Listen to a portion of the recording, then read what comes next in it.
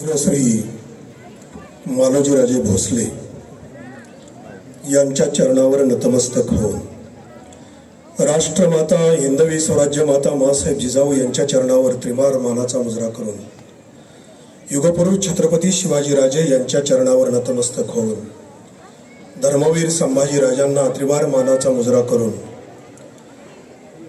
या भारतामध्ये माँसाहेब जिजाऊंचं पूजन कोणत्या पद्धतीने करावं आणि माँसाहेब जिजाऊंचा वारसा ज्यांनी चालवला अशी आमच्या शिवभक्त परिवाराची भावना आहे। ज्यांना मी आज सन्मानित केलं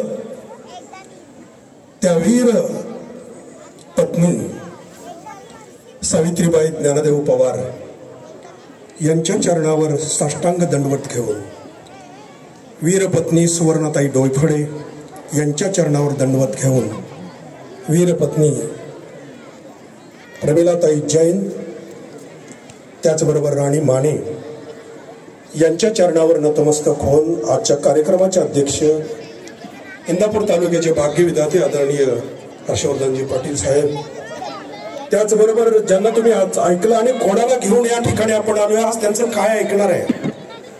मी माझ्या व्याख्यानाचा 3 पार्ट करणार, एक माँसाहेब जिजाऊ, एक स्वामी विवेकानंद आणि एक जेदे। ते 14वे वंशज वीरश्री सरदार कान्होजी जेदे यांचे वंशज युवराजजी जेदे, त्याचबरोबर व्यासपीठावर उपस्थित असणारे सर्वच मान्यवर पत्रकार बांधव, सैनिक बांधव, सैनिकांच्या माता भगिनी, उपस्थित शिक्षक बांधव, शिक्षकेतर कर्मचारी, विद्यार्थी बांधव, विद्यार्थी भगिनी,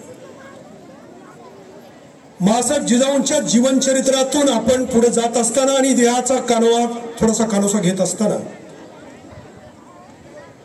प्रस्तावित केलेल्या ताईंनी एक उदाहरण सांगितलं की माँसाहेब जिजाऊ या जगातली पहिली स्त्री आहे माझ्या माता भगिनींनो, की जिच्या जन्मानंतर जिच्या वडिलांनी तिचं स्वागत हत्तीवरून साखर वाटून अख्ख्या नगराला जेवण देऊन केलेली आहे। याच्या अगोदर कुठल्याही स्त्रीच्या वाट्याला हे जन्माचं स्वागत आलेलं नाही। जगात पहिल्या शिकलेल्या स्त्रिया कोणत्या, कोणाला माहिती आहे मला सांगा। भारताला स्त्रियांच्या बाबतीत पुरुष प्रधान संस्कृतीमध्ये मागास आपण पाहत असताना या जगात पहिल्यांदा शिकलेल्या 4 स्त्रियांची नावं आमच्या इतिहासामध्ये येतात। त्यातली पहिली लोपामुद्रा, दुसरी मैत्री, तिसरी गार्गी आणि चौथी घोषा। या जगातल्या पहिल्या 4 शिकलेल्या महिला आहेत। ते युरोपमधल्या नाही, ते आमच्या भारतातल्या आहेत। माँसाहेब जिजाऊंचा खऱ्या अर्थानं वारसा आपल्याला पाहिजे असेल तर इतिहासाला मागे जावं लागतं। आज ज्या कान्होजी जेदेंचे वंशज आपण, ती तलवार सामान्य नाही माझ्या बांधवांनो। जाताना सर्वांनी त्या तलवारीला नतमस्तक होऊन गेलं पाहिजे, कारण छत्रपती शिवाजी राजांच्या, माँसाहेब जिजाऊंच्या, शहाजीराजांच्या स्वप्नातलं स्वराज्य निर्माण करण्याच्या तळाशी या तलवारीचा त्याग आहे। तेवढ्याचं दर्शन घेतल्याशिवाय कोणी जायचं नाही, लक्षात ठेवा। काय कान्होजी जेदेंचा इतिहास आहे। जेदे साहेबांनी संक्षिप्त रूपामध्ये बोलले, मी थोडंसं विस्तारानं बोलतो। भाव अडचण प्रत्येक व्यक्तीच्या जीवनामध्ये एक वाईट काळ किती यावा, वाईट काळ किती यावा याचं टोक जर असेल तर ते कान्होजी जेदे आहेत। कान्होजी जेदेंच्या वडिलांचा नाईकजी जेदे यांचा खून वतनाच्या मोठे 4 भाव असणारे, धाकट्या भावाला वतनदारी दिली आणि मोठ्या 4 भावांनी सख्या भावाचा खून केला। त्यावेळेला अणसावा नावाची कान्होजी जेदेंची मातोश्री गरोदर होत्या। कान्होजी राजांच्या गर्भरूपाने बाळ पोटात वाढत होतं। त्यावेळी संपूर्ण कारी परगण्यांनी त्यांच्यावर विश्वास ठेवला आणि त्यांना ऍक्च्युअली तिथला कारभार करायला मान्यता दिली। पण ज्या वेळेला वाड्यात हा जो भाऊंनी सांगितलेला वाडा जरा जाऊन बघा, एकदा मी पाहिलाय। त्या वाड्यामध्ये मागचा एक दरवाजा आहे, एक मागच्या बाजूला। हा पोटी जन्माला आलेला मुलगा आहे का मुलगी आहे ह्याची बातमीच बाहेर पडू द्यायची नाही, कारण बातमी बाहेर पडली तर 100% ते बाळ मारलं जाईल, एवढी ती भावकी टपून होती। काय वाईट इतिहास आहे आमचा तो सुद्धा। आणि अणसावा बाळान झाल्या, मुलगा झाला। मुलगा नाईकजी जेदेंच्या आजोबांचं नाव कान्होजी होतं, त्यामुळे त्यांचंही असाच वतनाच्या ह्याच्यावरून हत्या झाली होती। त्यामुळे या बाळाचं नाव कान्होजी ठेवलं। पण वाड्याच्या बाहेर, दरवाजाच्या बाहेर सुद्धा एखाद्या दासीला सुद्धा 15 दिवस, तो 2 महिन्याचा काळ लिहिला, मला तो खरा वाटत नाही, कारण 15 दिवस, कारण गरोदर असलेली स्त्री कधी बाळंत होईल याचा अंदाज असतो। 15 दिवस बाहेर बातमी जाऊ दिली नाही. शेवटी एका कुणबी असणाऱ्या दाईनं आपलं मूल स्वतः जन्मलेलं त्याच वेळेला या अनसवाच्या पुढे ठेवलं. आणि हे जे देवजी महाल आहे, नाभिक समाजाची व्यक्ती, यांनी हे 15 दिवसाचं बाळ उचललं भाऊ. आणि हे मागच्या दरवाज्याने अंतर पहा, तुमचं मूळ गाव गरुड घोगऱ्यांचं बेलसर आणि तो सगळा परगणा सासवडचा हा बाजी पासलकरांचा. कारीगाव जर बघितलं तर भोरच्या दक्षिणेला आहे. तिथून हा नाभिक समाजाचा देवजी महाला, खांद्यावर फक्त एक गोंगडी, कोणी बरोबर नाही, एक तलवार, उघडा बंब आणि हे 15 दिवसाचं बाळ घेऊन हा पासलकरापर्यंत पोहोचला. आश्चर्य वाटेल माझ्या बांधवांनो, 3च दिवसामध्ये पुन्हा त्या वाड्यावरचे 2 घोलपाने राऊत फितूर झाले. आणि फितूर झाल्यानंतर या 4 भावांना, सख्या चुलत्यांना आत प्रवेश दिला. आणि दुर्दैवानं अनसवा म्हणजे कान्होजी जयंतीची मातोश्री, वडील तर अगोदरच मारले गेले होते, 15 दिवसाचं बाळ असताना कान्होजी जयंतीच्या मातेचा सुद्धा खून झाला. आणि दुर्दैवानं त्या दाईचा जिनं ते बाळ ठेवलं होतं, ते बाळ आणि ते दोन्ही मारलं गेलं. जेद्यांचा नाही जेद्यांचा होऊ संपला.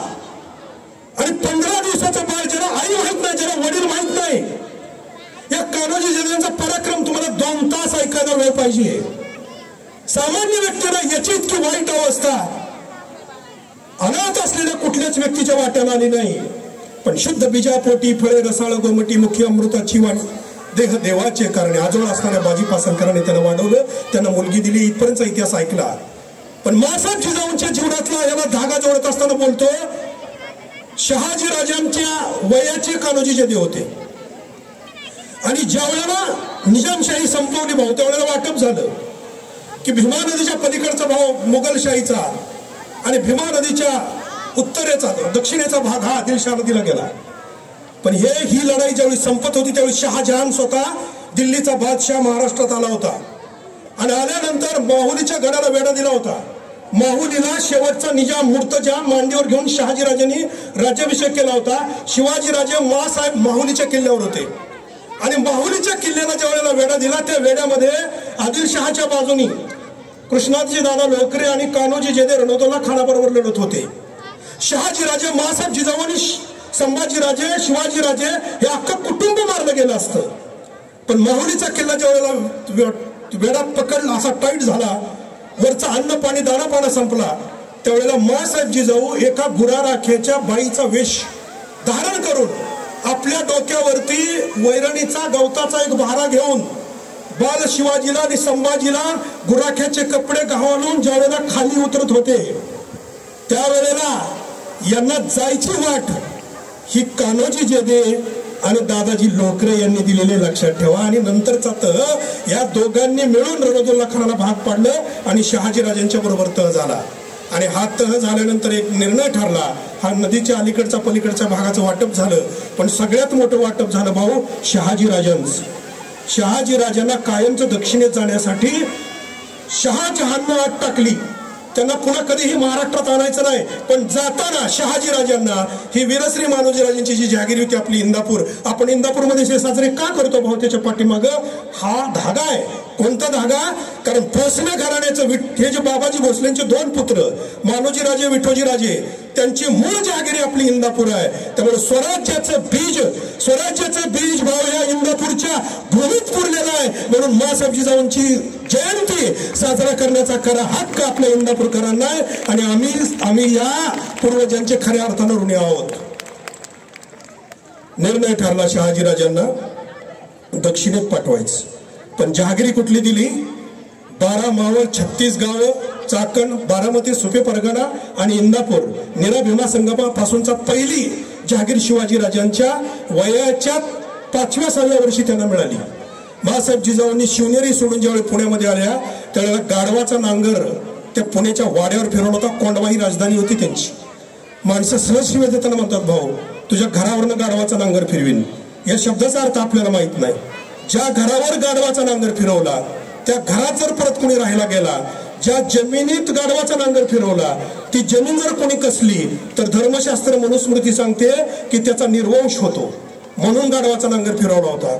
मासाहेब जिजाऊंनी 6 वर्षाच्या शिवाजीराजांना ज्यावेळेला पुण्यात बोलवलं त्यावेळेला दौंडी पिटली की आपण इथं वाडा बांधू, ही जमीन कसू, ही पांढरी पुन्हा कसू, पण ही धर्माचा नियम असल्यामुळं नांगर धरायला कोणीच येईना. बैल सजवले होते, सोन्याचा फाळ लावला होता, पण येईना कोणीच, कारण निर्वंश व्हायला कोणीच तयार नव्हता.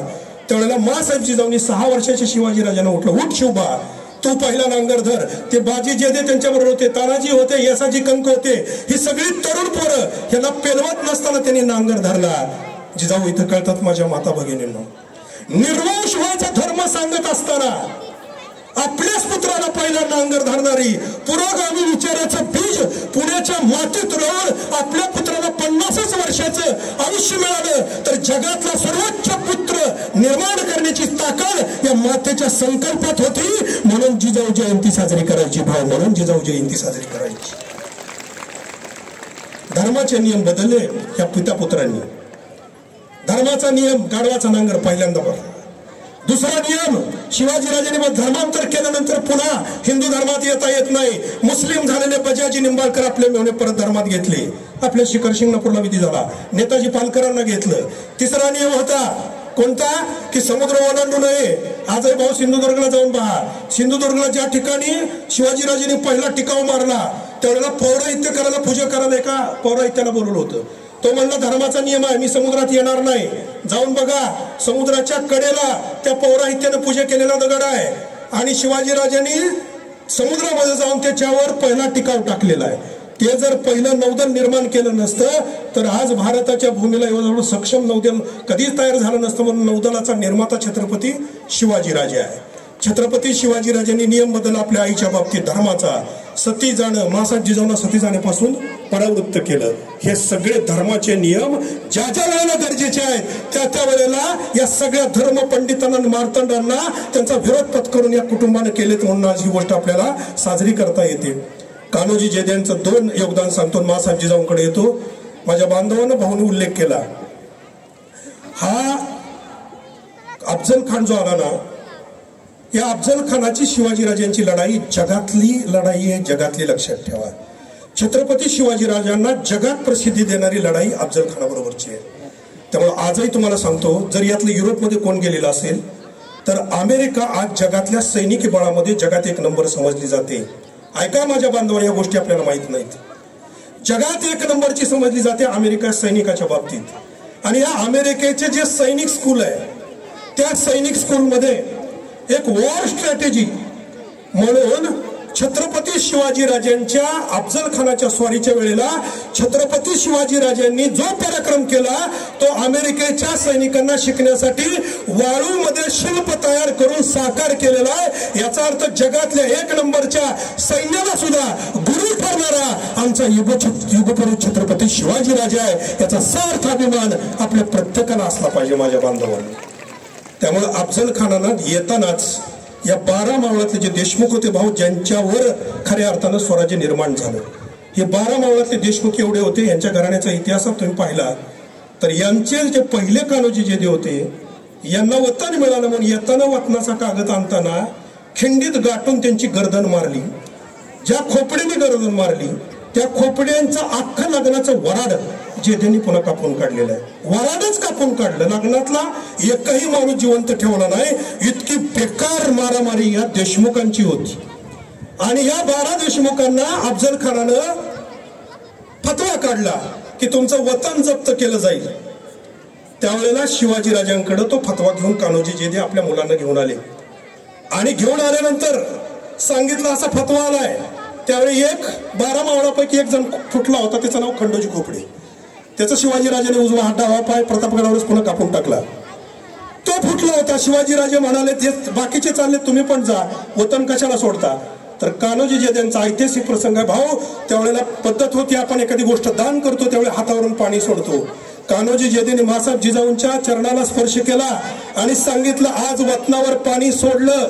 या 12 मावळातलाच नाही तर भारताच्या इतिहासातला पहिला वतनदार आहे कान्होजी जेदे, की ज्यांनी आपल्या वतनावर स्वराज्यासाठी पाणी सोडलं आणि भगन होऊन शिवाजीराजांच्या बरोबर फिरले. उरलेले 11 कान्होजी जेदेंनी बरोबर घेतले. आणि भावांनी सांगितलेला उल्लेख सांगतो, या लढाईमध्ये कान्होजी जेदेंच्यावर असलेली जबाबदारी आहे का. शिवाजीराजाकडे जर तुम्ही प्रतापगड पाहिला असेल तर ज्या ठिकाणी जनीची सोंड म्हणून अफजल खानाच्या समाधी आहेत, आता 3 समाधी आहेत, त्यातली एक अफजल खानाची आहे. जवळ जवळ ती 16 फूट लांबीची अफजल खानाची समाधी आहे. तर त्या जनीच्या सोंडेवर अफजल खानाला जी भेट ठरवली होती त्याच्या कोपऱ्यामध्ये वळून येतो, त्या कोपऱ्यामध्ये एक 50 लोक शिवाजीराजांनी तयारी ठेवली होती. आणि कान्होजी जेधेंची जी सेना होती बांदल देशमुखांची, ती अफजल खानाची 40,000ची जिथं फौज होती ते पारगाव आणि जनीची सोंड याच्या मध्ये जंगलात होती. याचा अर्थ खालच्या 40,000 फौजेला वर येऊ द्यायचं नाही. आणि जर चुकून शिवाजीराजे मारले गेले तर कान्होजी जेधेंनी अफजल खानाला जिवंत जाऊ द्यायचं नाही, ही जबाबदारी कान्होजी जेधेंच्यावर होती. आणि ही इतकी भक्कमपणाने पार पाडली या लोकांनी. शिवाजीराजांनी अफजल खानाला मारला, 10 लोकांनी अंगरक्षक मारले, पण 40,000च्या तुकडीवर ही माणसं कधी बसली होती? 10 नोव्हेंबर 1659 वार गुरुवार रात्री 2 वाजता झाडावर बसलेली जेधेंची सेना रात्री 2ला, दुपारी 2ला भेट झाली. 12 तास झाडावरनं खाली कोणी उतरलं नव्हतं. आणि 12 तासानंतर पहिला 40,000च्या फौजेवर तडाखा जो दिला तो या 5,000 बांदल देशमुख आणि जेधेंच्या सेनेनं दिला. आणि उरलेल्या सगळ्या सेनेने संध्याकाळी 8 वाजेपर्यंत 40,000च्या फौजेचा या अफजल खानासह खुर्दा करून टाकला. हे कान्होजी जेधेंना त्यामुळे त्या लढाईनंतर मानाचं सोन्याचं पान दिलं गेलं. आणि नंतर त्या सिद्धी जोहरच्या वेळेतनं सुटून येत असताना 300 पोरं बांधलांची गेल्यामुळं मोठ्या मानानं त्यांनी ते पान त्यांच्याकडे दिलं. हे जेधेंचं योगदान आपल्याला विसरता येणार नाही.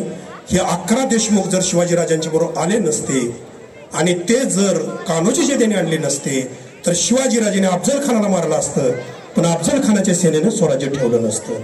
कारण देशमुख जर बरोबर नसते तर शिवाजीराजांना लढाई जिंकता आली नाही. त्या कान्होजी जेधेंचा मुलगा बाजी जेधे, शिवाजीराजांच्या आयुष्यातली पहिली लढाई. पुरंदरला ज्या वेळेला 2,500 लोक गोपन गुंड्यांनी दगडांनी ठेचून मारली ना, रे माझ्या बांधवांनो, विद्यार्थी बांधवांनो, एक गोष्ट लक्षात ठेवा, आमच्या रक्ताची ओळख कशी असते. तुमच्या प्रत्येकाच्या गावामध्ये मारुतीचं मंदिर आहे का? मारुतीच्या मंदिरामध्ये गोटी आहे का? गोटी मोठा दगड कशासाठी आहे माहिती आहे का? ऐका सांगतो, जरा तुम्हाला विषयांतर करून सांगतो, जरा मूठ लागल तुमचा. पूर्वी नवरदेव ज्या वेळेला परण्याला जातो तो कुठल्या देवळात जातो? म्हसोबाच्या जात नाही, कुठे जातो? मारुतीच्या. तर तो नवरदेव परण्याला गेल्यानंतर काय करायचा? सासरवाडीची लोक बरोबर असायची, घोड्यावर वाजत गाजत लेझिम दानपट्टा असे खेळ असायचे. आणि नवरदेव घोड्यावरनं खाली उतरला तर खाली उतरल्यानंतर तो पहिल्यांदा मारुतीकडे जात नव्हता, तो त्या गोटीकडे जायचा. 1 क्विंटल वजनाची गोटी आहे ती गोटी खांद्यावर घ्यायचा, मारुतीला एक प्रदक्षिणा मारायचा आणि दणकन सगळ्या सासरवाडीच्या लोकांपुढे फेकून द्यायचा. मग सासरवाडीची लोक त्याला मारुतीच्या मंदिरामध्ये पोशाख करत होती आणि मग बाशिंग बांधलं जात होतं आणि वाजत गाजत येऊन लग्न लावलं जात होतं. कशासाठी माहितीये? कशासाठी माहितीये का? सासरवाडीच्या लोकांना खात्री द्यायची होती, ज्या पोराला आपण आपली मुलगी देतोय त्या मुलीची संरक्षण करण्याची क्षमता त्याच्या शरीरात आहे का नाही हे गोटी उचलून तपासलं जात होतं आणि मग त्याचं लग्न लावलं जात होतं. कसली परंपरा होती आमची. आज डीजे डॉल्बी पुढे नाचणारी पोरं जर बघितली ना तर यांच्या भाऊ कमरेत मणका आहे का नाही असा प्रसंग पडतो. नाचायला हरकत नाही हो, पण लग्न चाललं निदान एक लक्षात ठेवा, मासाहेब जिजाऊंची या महाराष्ट्रामध्ये 4 वर्षाच्या चिमुरडीपासून 60 वर्षाच्या वृद्धापर्यंत एकही स्त्री आज सुरक्षित नाही. आणि माता भगिनी जिजाऊच्या जयंतीच्या निमित्तानं मी तुमच्या पाया पडून सांगतो, स्त्री म्हणून या महाराष्ट्रात जन्माला आलाय ना, अनंत जन्माचं पुण्य आहे तुमचं. कारण जगातल्या 204 देशापैकी फक्त भारतात तुमची पूजा होते. जगात स्त्रीची पूजा कुठल्याच देशात होत नाही. लहानपणी वैष्णवी म्हणून तुमची पूजा होते, लग्नानंतर सुवासिनी म्हणून तुमची पूजा होते आणि मरेपर्यंत आई म्हणून तुमची पूजा होते. या महाराष्ट्रात जन्माला आलाय ना, लक्षात ठेवा. पण पूजा कोणाची होते? मातृदेवो भव, देवत्वानं असलेल्या स्त्रीची पूजा होते. स्त्री दर्शनीय आहे आमच्यामध्ये, प्रदर्शनीय नाही. त्यामुळे जी स्त्री प्रदर्शित झाली ती धोक्यात गेली, लक्षात ठेवा. त्यामुळे मासाहेब जिजाऊच्या जयंतीच्या निमित्तानं तुम्हाला विनंती करतो, त्यावेळेला परकीयांची सत्ता होती तरी मासाहेब जिजाऊ सुरक्षित कशा राहिल्या? महाबत खानानं, शहाजहानच्या सरदारानं महासाहेबांना 2 वेळा पळवून न्यायचा प्रयत्न केला होता, 2 वेळा. लक्षात ठेवा, याही सुरक्षित नव्हत्या. पण वयाच्या 8व्या वर्षी जी तलवारबाजी शिकल्या, ती शेवटचा श्वास घेत असताना सुद्धा आपला उजवा हात तलवारीवर ठेवून आणि डावा हात शिवाजीराजांच्या हातात देऊन मासाहेबांनी प्राण सोडलाय. शस्त्र तुम्ही सक्षम असला पाहिजे. विनंती करतो, कोणावरच विश्वास ठेवू नका. मी आज 3,500 तरुण विधवा भगिनींचा भाऊ आहे. उद्या 26 जानेवारीला भाऊ जरूर या. जागर सौभाग्याचा मी कार्यक्रम घेतोय. गेल्या वर्षी 2,000 या स्त्रियांना पुन्हा मी सौभाग्य अलंकार अर्पण करायला आणि परिधान करायला भाग पाडलं. महाराष्ट्रातली पहिली चळवळ या ठिकाणाहून सुरू झालेली आहे आपली. येणारच्या शाळेतच आम्ही तो कार्य जरूर या माझ्या माता भगिनी. म्हणून तुम्हाला सांगतो की मासाहेब जिजाऊ सुरक्षित कशा राहिल्या ते तुम्ही करा. करिअर इतकंच महत्वाचं, सुरक्षा हे लक्षात ठेवा. कारण कोणतंही करिअर सुरक्षेच्या कवचाशिवाय व्यवस्थित राहू शकत नाही. मासाहेब जिजाऊ शिवाजीराजांना एक वाक्य बोलले होते, ते वाक्य सांगतो तुम्हाला. ते वाक्य असं होतं की शोभा, जगातली स्त्री ही कधीच कायद्यानं सुरक्षित राहणार नाही. ती सुरक्षित ठेवायची असेल तर बाहुबलाच्या जोरावर आणि नैतिकतेच्या जोरावरच सुरक्षित राहील. त्यामुळे संभाजीराजे थोरला मुलगा मेल्यानंतर एकच पुत्र उरला होता.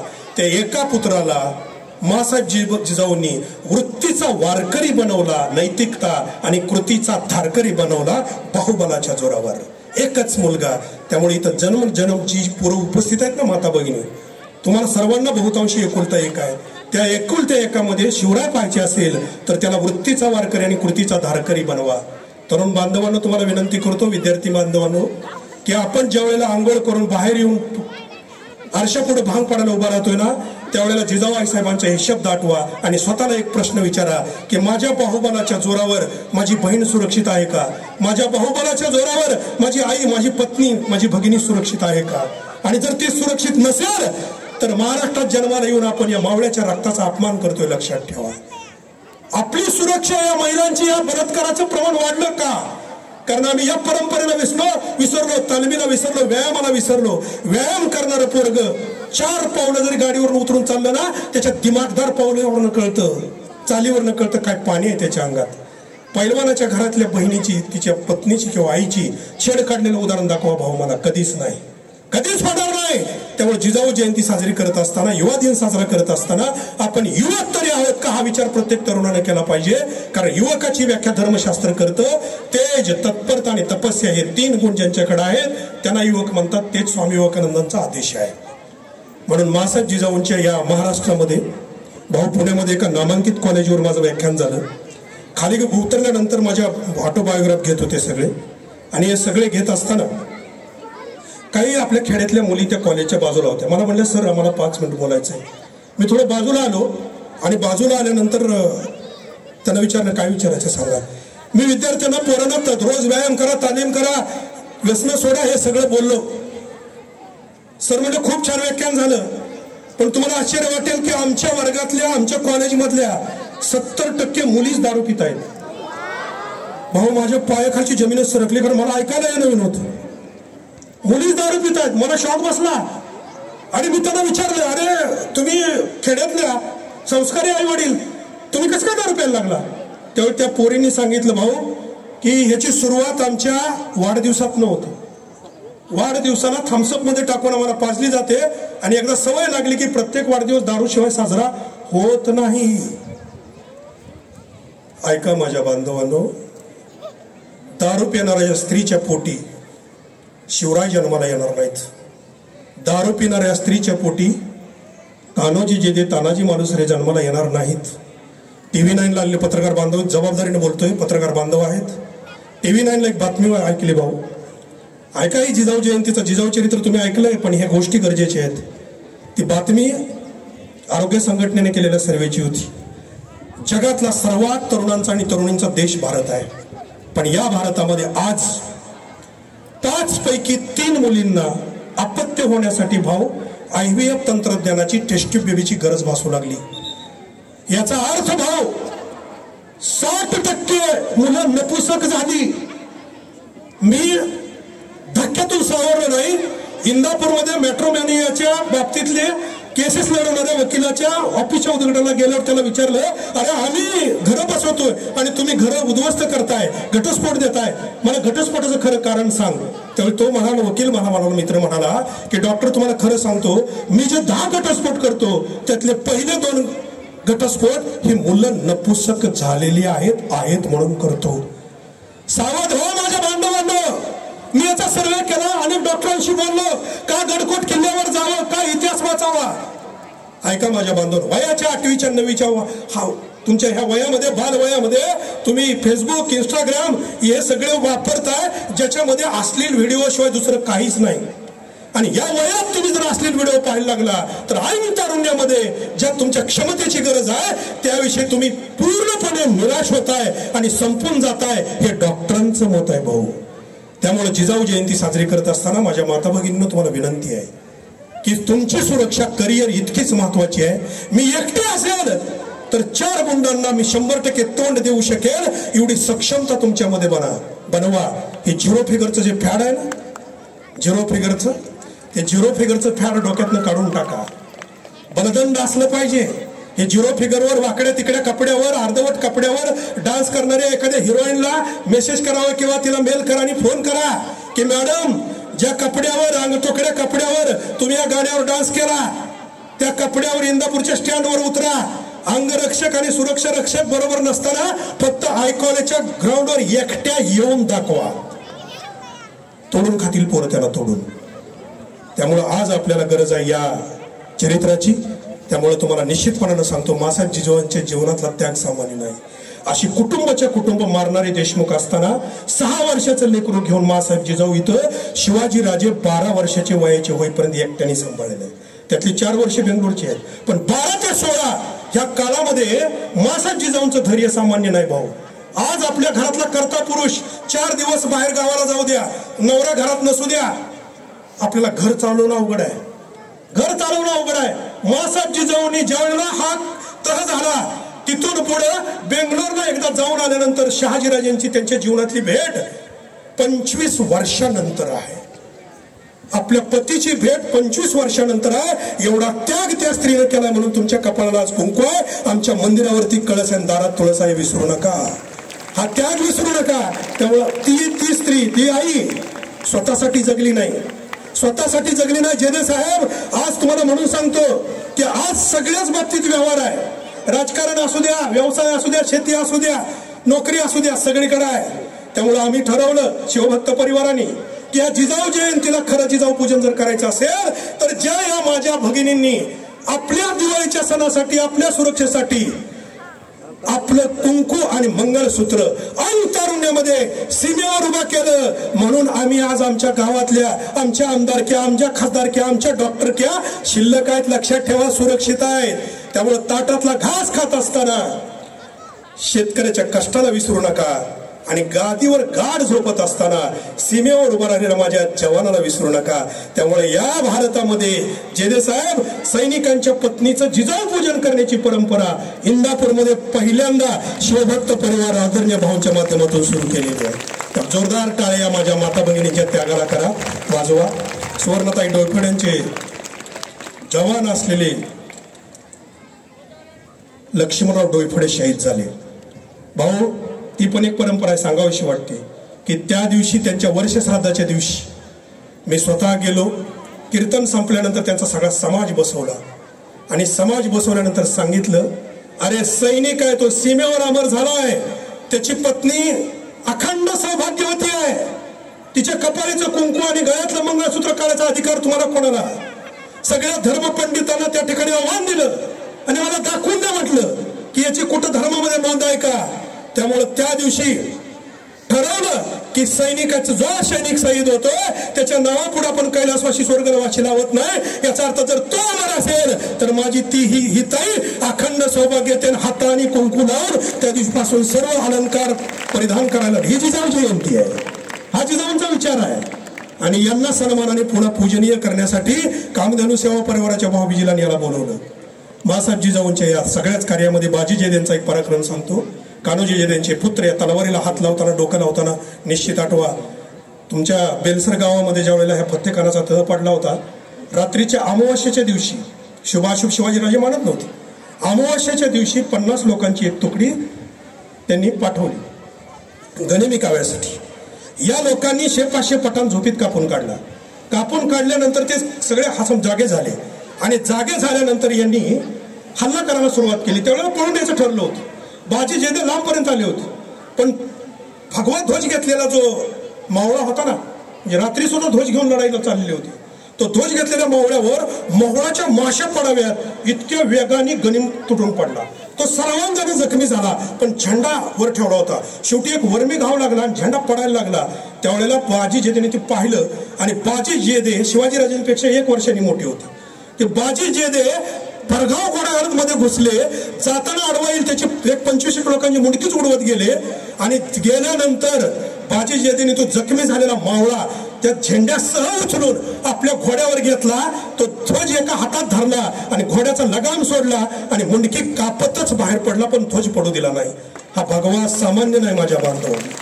पुरंदर वर आल्यावर ज्यावेळी शिवाजीराजांना कळालं की बाजी जेदेने हा पराक्रम केलाय, त्यावेळी शिवाजीराजांनी त्यांच्या आयुष्यातला पहिला किताब अमावस्याच्या रात्री 12 वाजता बाजी जेदेला दिला आणि त्याचं नाव होतं सर्जेराव. तिथून पुढे इतिहासामध्ये तुम्हाला सर्जेराव नाव ऐकायला मिळेल. सर्जा शब्दाचा अर्थ फक्त सांगतो म्हणजे सर्जेराव कळेल. सर्जा शब्दाचा अर्थ गरजणारा सिंह असा आहे. सर्जेराव किताबात ताकद काय आहे? ह्या बाजी जेदेचा पराक्रम आहे का? एक पुत्र नागोजी जेदे पोटी जन्मला होता. 16 वर्ष वय होतं, लग्न झालेलं होतं. गोदाजी त्यांची पत्नी होती आणि शिवाजीराजे दक्षिण दिग्विजयाला गेले. दक्षिण दिग्विजय चालू असताना मी सांगितलं होतं पाठीमागं येसाजी कंकांनी हत्ती मारला. त्या हत्ती मारल्यामुळं शिवाजीराजांच्या लढाया सोप्या गेल्या.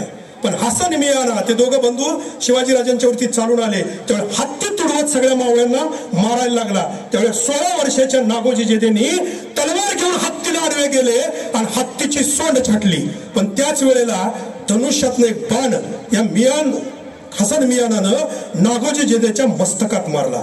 मस्तकात मारल्यानंतर बाण हात बुडला आणि टोक असं वर राहिलं. बाजी जेदेंना कळालं की आपल्या मुलाला बाण लागलाय.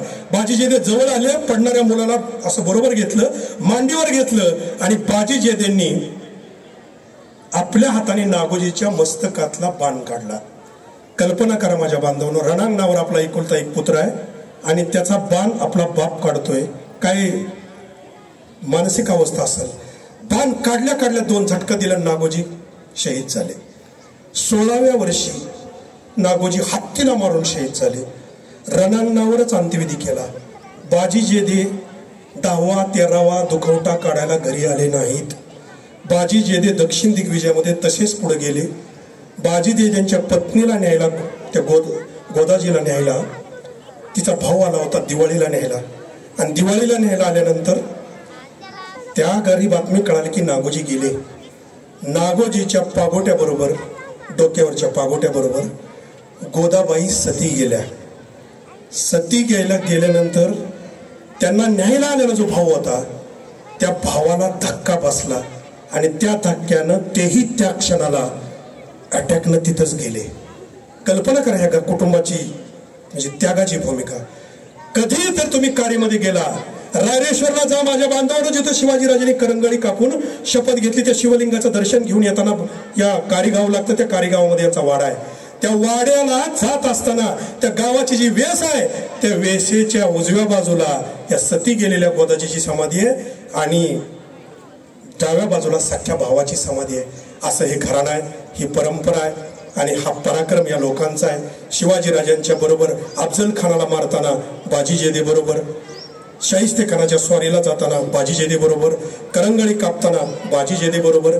एवढंच नाही माझ्या बांधवांनो, आग्र्याला गेल्यानंतर एका पुस्तकामध्ये नोंद आहे की शिवाजीराजे ज्यावेळी आग्र्यावरून परत आले आणि 2 महिने मथुरेला संभाजीराजांना ठेवलं, त्यावेळेला बाजी जेदेंना त्या ठिकाणी सुरक्षेसाठी मथुरेत ठेवलेलं आहे. बाजी जेदेंनी संभाजीराजांना परत आणलेलं आहे. एवढंच नाही तर छत्रपती शिवाजीराजांच्या मृत्यूनंतर, संभाजीराजांच्या बलिदानानंतर आणि राजाराम महाराजांच्या मृत्यूनंतर 1700 सालानंतर 1707ला औरंगजेब मेला. तोपर्यंत तारा राणीनं जी 5 लाखाची फौज औरंगजेबाची या मातीत गाडली, त्या तारा राणी बरोबर सुद्धा हे बाजी जेदेंचं घराणं, कान्होजी जेदेंचं घराणं निश्चितपणानं त्यांच्याबरोबर लढत होतं. त्यामुळं ती माणसं आज आपण या ठिकाणी आणलेली आहेत. आपण या ठिकाणी त्या वंशजांना का बोलवतो भाऊ? कारण शिवाजीराजांच्या बरोबर लढलेल्या सरदारांचा इतिहास आपल्याला माहीत व्हावा, त्यामुळे त्यांना इथपर्यंत आणलेलं. म्हणून जाताना 2 वाक्य बोलतो माझ्या माता भगिनींनो, की आजपासून एक गोष्ट लक्षात ठेवा की आपलं शरीर सक्षम असलं पाहिजे, मुलांनी व्यायाम केला पाहिजे. आणि आम्ही शिवभक्त परिवाराने घटना ऐकल्यानंतर आम्ही आमच्या सगळ्या शिवभक्तामध्ये नियम केला की आम्ही कोणीही वाढदिवस साजरा करत नाही. ती इंग्रजांची परंपरा आहे, आमची ती परंपरा नाही.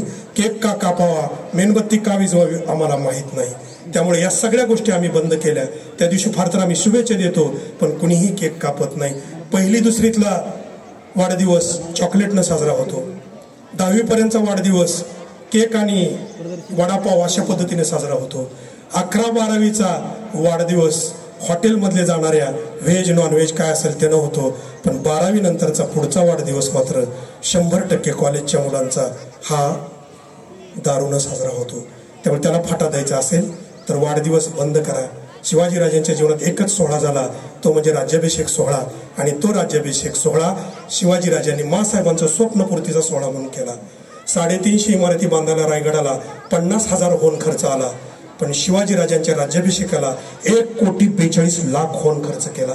आईचं स्वप्न पूर्ण करणारा एकच सोहळा पूर्ण केला. आणि त्या सोहळ्याचा आदर्श घेऊन आज मी या श्रद्धाचा आमच्या सगळ्याच्या वतीनं सन्मान केला. कारण हे सोहळे केले पाहिजेत. जो मुलगा त्या ठिकाणी दिल्लीला आपली प्रतिनिधित्व करतो त्यांचा सोहळा केला पाहिजे. वाढदिवस करणं म्हणजे काय, तेवढं वय कमी होणं काय, त्याचा साजरा करायचंय काय जगून केलंय ह्यांनी केलं. या लेकरांचं करा. कुस्तीत पहिला आला, शाळेत पहिला आला, MPSC UPSC ला सिलेक्ट झाला, अख्ख्या गावाने मिरवणूक काढून त्याचा सोहळा करा. तो आदर्श पोरांपुढे ठेवा आणि आपले वाढदिवस बंद करा. हे केक कापणं बंद करा आणि आपली पुढे या व्यसनाच्या मार्गावर जाण्याची बंद करा. याच्यासाठी आम्ही जिजाऊ जयंती साजरी करतो. आणि म्हणून एक आकडा फक्त सांगतो, आकडा एक जागतिक रेकॉर्ड माँसाहेबांचं सांगतो आणि थांबतो. माँसाहेब जिजाऊंनी शिवाजीराजांना मरताना आपण आयुष्यभर साठवलेली एक पुंजी दिलेली आहे भाऊ. हे एक सोनं दिलेलं आहे पाचाडच्या वाड्यामध्ये.